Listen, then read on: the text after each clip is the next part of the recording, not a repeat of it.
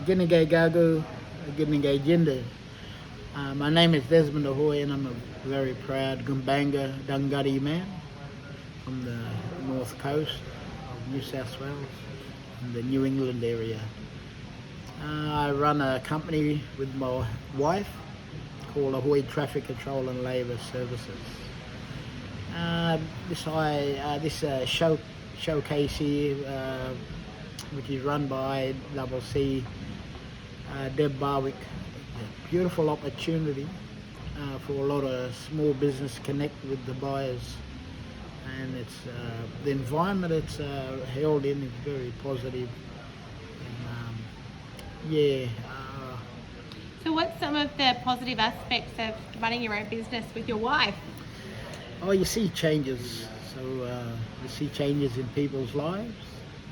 It makes a big difference when you go and you could see someone. Like, look, for example, when we first got our first job, I had this young fella call me up, a young family man, and he said, "Uncle, I need help. My daughter's in year 10. A lot of her friends are falling pregnant and getting drunk. I'd like to give her a better life." So I helped them move from the rough area where they were living in to a new town, positive town, and I give them work. Now that young girl ended up going representing Australia in OzTag, and she's in her last year at the university becoming a nurse.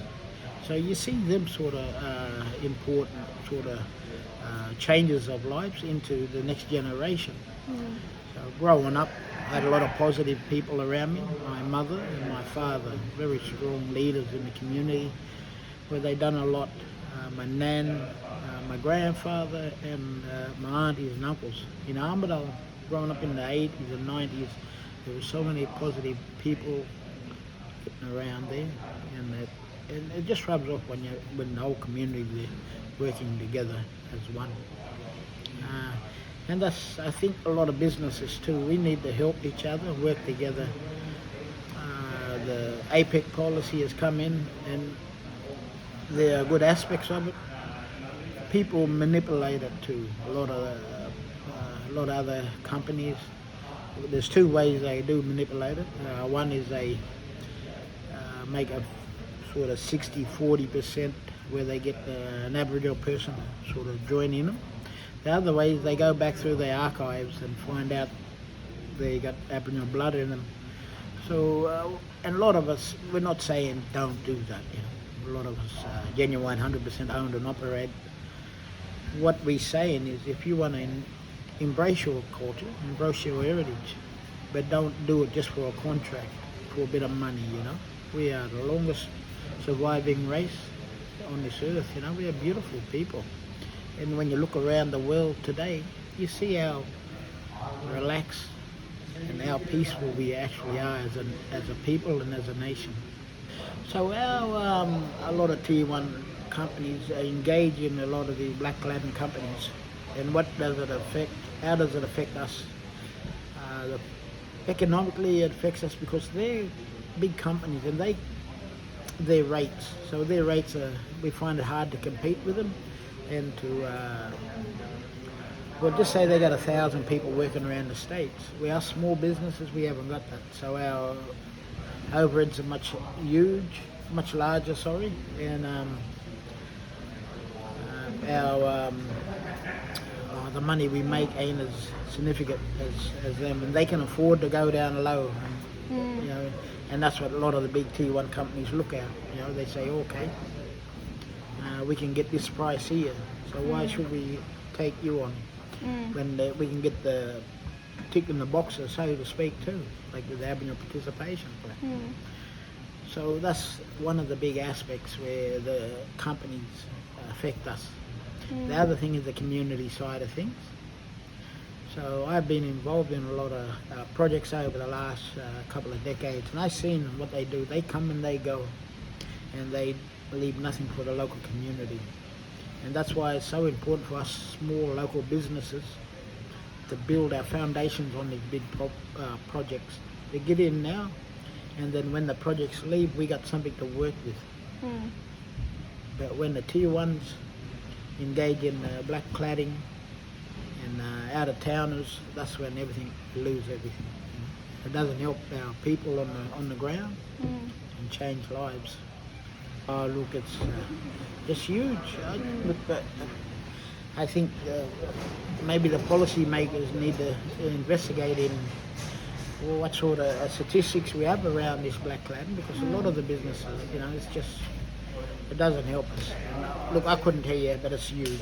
It's probably above 60-70%. And that's demoralising, and it affects our businesses, our Aboriginal businesses, because we can't live, we can't survive.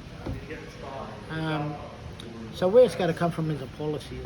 The policies have to be policed, and it has to come from the top. So if, for example, if transport is given a project to one of the tier ones, they have to stay on top of that. Maybe they might have to implement something into the project, because there's so much money there being left and being just given and going back to the government, where that money could go into the Aboriginal communities. Other big thing is the training. For years now we've seen money just getting thrown into our people for tickets. They put them into the corner of the project and don't really get real work out of it. The problem is that there's a lot of Aboriginal people got so many tickets but no experience. So it's more than just going to a 2-day course and get a ticket. We need real work experience. Otherwise, the first thing a tier one or a contractor asks is, if someone goes up with all these tickets, say, how many hours you have? And they say, oh, I just got my tickets. That's not going to cut the mustard. They're not going to get work. They don't know a difference between a blue drain or French drain, or what to dig, because they got the hours behind them, and that's what these contractors look for, the hours. So it's not just about giving a ticket, it's about real work experiences. And that's where it's falling short. So a lot of funding is going towards this training, and it's fair enough, but let us give our guys the opportunity, because our businesses are the foundation. We need to do that. Our elders fought so hard in the past to give us this opportunity, and they want us to become self-sufficient. The only way we can become self-sufficient is our own businesses, black businesses, local black businesses.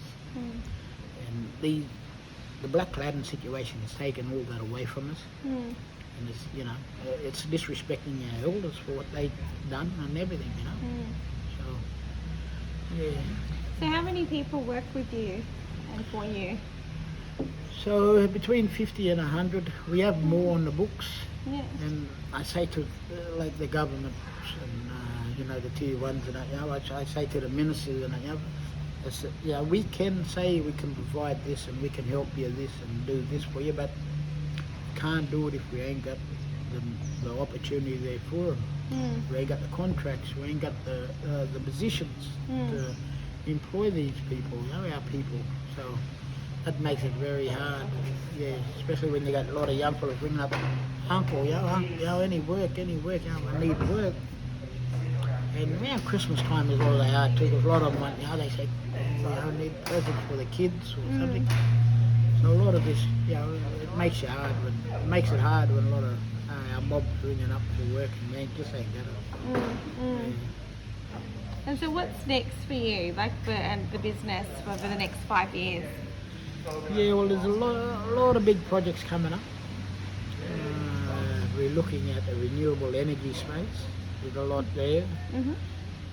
We have got our sight set on a lot of big projects. So hopefully we can, I was saying to my wife, if we can get one team in every town, it's going to help so many people.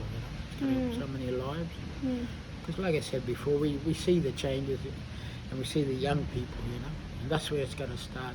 That way they can see the change when they see their mothers or fathers working. They know that the environment is, they have to work, and that's where the work ethics come. Because we see a lot of, the first thing we talk to with our young people and when we come into the workplace is we change their work ethics. That's got to be number one. Get them up every morning and get them to work. the rest will come on. They'll get trained on the job and everything else. Mentored through. But the first things first is the work ethics. Yeah. So, yeah.